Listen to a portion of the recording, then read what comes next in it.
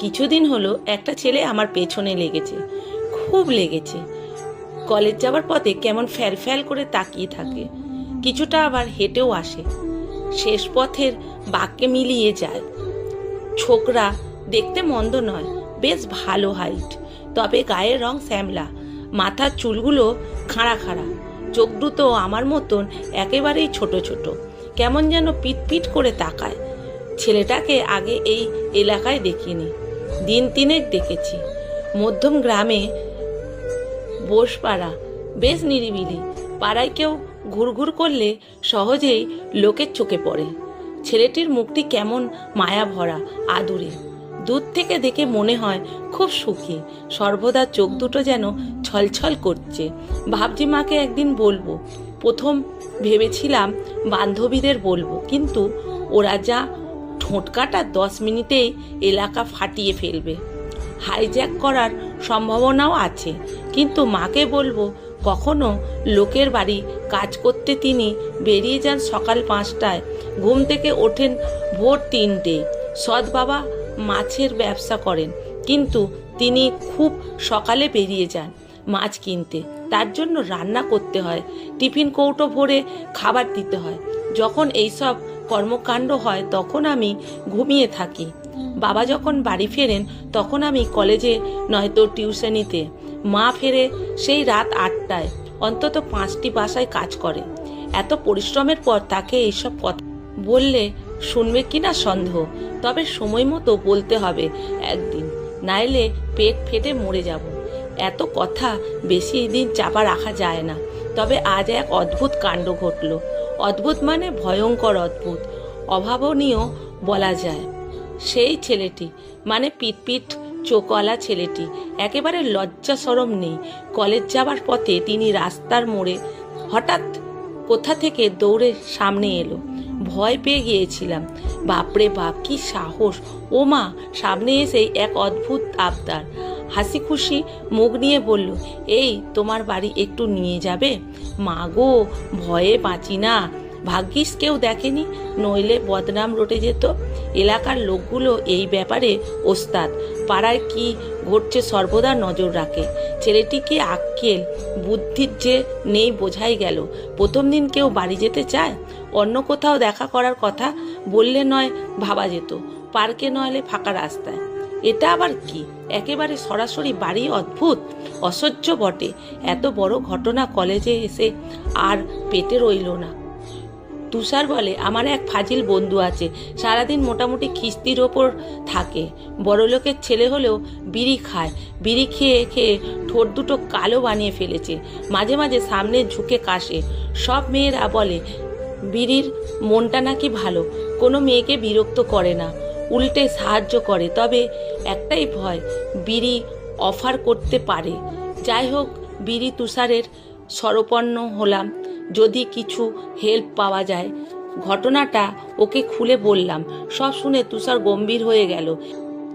এইবার ভেবেছিলাম খিস্তি ছোটাবে, কান রেডি করি। তুষার হঠাৎ বলল, ছেলেটা ভালো, ফ্রড নয়, নাইলে বাড়ি যেতে চাইতো না। একদিন নিয়ে যা, বাবা মার সামনে হাজির কর, বিয়ে করতে চাইলে করে ফেল, তবে আগে দেখে নিস কি কর। আবেগে চুমু খেয়ে বসিস না। তুষারের কাছ থেকে সরে গেলাম। বুঝলাম আমার কপাল মন্দ, খুব খারাপ। প্রেম করলাম না, দুটো কথা বললাম না, পার্কে গেলাম না, শপিং করলাম না, মান অভিমান হলো না, যাকে চাই না তাকে নিয়ে যাব বাড়ি। এটা কি ধরনের নসিব হলো রে ভাই! পরের দিন ছেলেটার সঙ্গে আবার দেখা, এই একই জায়গায়। আজ ছেলেটাকে কেমন এলোমেলো লাগছে, যেন একটা ঝড় বয়ে গেছে ওর ওপর দিয়ে। নিশ্চয়ই আমাকে নিয়ে সারা রাত খুব ভেবেছে, স্বপ্ন দেখেছে, হয়তো সে কারণেই এমন লাগছে। ধীরে পায়ে ছেলেটা আমার সামনে এলো। আজও চোখ দুটো কেমন ছলছল করছে। আমার মুখের দিকে অনেকক্ষণ তাকিয়ে থেকে বলল, আমাকে একটুখানি নিয়ে চলো না তোমার বাড়ি, প্লিজ। ছেলেটার কথা এত সুন্দর, এত মায়াবী, এত মধুর, না শুনে উপায় নেই। কথায় কোনো চাতুরি নেই, কোনো লুকোছাপা নেই। বাবা মা আজ দুজনারই বাড়িতে থাকার কথা, কারণ ধর্মঘট, কেউ কোথাও কাজে বেরোয়নি, শুধুমাত্র আমি বেরিয়েছি। সত্যি বলতে বেরিয়েছিলাম ছেলেটারই জন্য। যদি আজ আবার আসে, যদি আমার দেখতে না পেয়ে ফিরে যায়, এখন কি করি? বেশ চিন্তায় পড়লাম। এমনভাবে কথাগুলো বলছে, মনে হয় শুনি। ওর মুখের দিকে তাকালেও কষ্ট হচ্ছে। ছেলেটা নিশ্চয়ই জাদুকর, বিশেষ কোনো ক্ষমতা আছে, নইলে এত সুন্দর কথা শিখলো কি করে? ছেলেটার দিকে চোখ তুলতে তাকালে লজ্জা করছিল একেবারে। অচেনা মানুষ কি করে বাড়ি নিয়ে যাব? বাবা মা কি ভাববেন, তারা কিভাবে নেবে, এটাও একটা সমস্যা। আমার ইতস্তত ভাব দেখে ছেলেটা এগিয়ে এলো, আমার দিকে তাকিয়ে বলল, বাবা মা কিছু বলবে না, আমি জানি, শুধু একবার নিয়ে চলো। আচ্ছা, আবদার তো, অন্য কোনো কথা বলছে না, শুধু বাড়ি নিয়ে চলো, বাড়ি নিয়ে চলো। কেন রে ভাই, এখানে প্রপোজ করা যায় না? বলার বল, পরে আমি ধীরে সুস্থে বাড়িতে জানিয়ে দেব। পাগলা ছেলে রেখেছি। শেষমেশে ছেলেটাকে বাড়ি আনতে বাধ্য হলাম। আস্তে আস্তে ছেলেটা একটা অদ্ভুত কথা বলল। আমার দিকে তাকিয়ে হেসে বলল, তোমার জন্য একটা ফ্ল্যাট কিনেছি। আমার জন্য ফ্ল্যাট? আশ্চর্য! ও কি ধরেই নিয়েছে আমি ওকে বিয়ে করব? ছেলে তো দেখেছি সত্যি পাগল। ছোকরাকে দেখেই মা যেন ভূত দেখল, চমকে উঠল। এক দৌড়ে ঘরে ঢুকে নাইটি পাল্টে শাড়ি পরে মাথা নিচু করে ছেলেটার সামনে এলো। পিছে পিছে এলেন বাবা।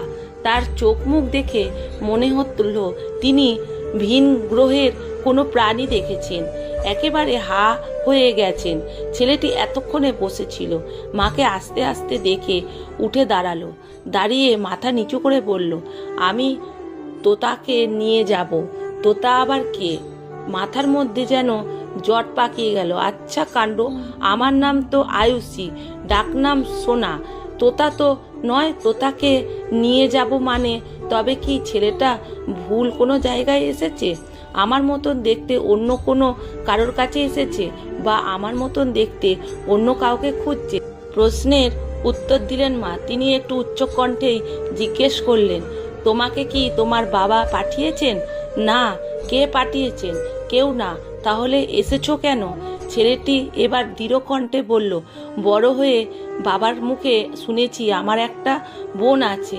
তোমরা যখন ডিভোর্স করো তখন শুধু বোনকে নিয়ে চলে আসো, আমায় ফেলে আসো বাবার কাছে। বাবা আবার বিয়ে করেছেন, তুমিও আবার বিয়ে করেছো, তোমাদের সবাই আছে। আমার যে বোন ছাড়া কেউ নেই মা। ওকে আমার হাতে দাও। বোনকে আমি নিয়ে যাব। তোতাকে আমি মানুষ করব, কলেজে পড়াবো, দুই ভাই বোন একসঙ্গে থাকবো।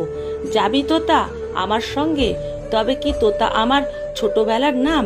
মা পাল্টে রেখেছেন সোনা।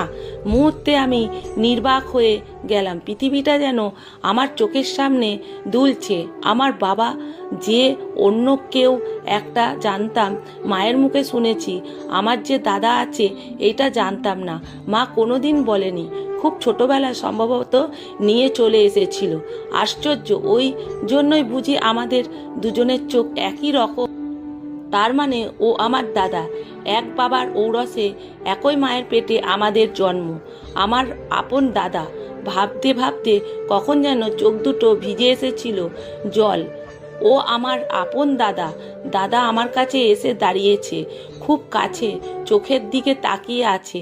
অনেকক্ষণ তাকিয়ে থেকে নিজের রুমালের চোখ দুটো মুছিয়ে দিয়ে বলল, আমি তোর দাদা, যাবি আমার সঙ্গে? তোর জন্য কত কিছু কিনেছি জানিস? টিভি কিনেছি, ফ্রিজ কিনেছি, তোর ঘরে এসি লাগিয়েছি। একটু থেমে আবার বলল, অফিস যাবার সময় তুই আমার জন্য টিফিন রেডি করে দিবি। খুব সুন্দর টিফিন বক্স কিনেছি। অফিস থেকে ফিরলে তুই আমায় বকবি, চুল ধরে টানবি। যাবি আমার সঙ্গে? বল, যাবি? তুই ছাড়া আমার যে কেউ নেই রে বোন। ছুটে গিয়ে দাদাকে জড়িয়ে ধরলাম। আহা কি শান্তি! এতদিন কত লোকের কত খারাপ কথা শুনেছি। মা বাবার ঠিক নেই, ভিখারিগুলো সব এমনই হয়, আরও কত কি।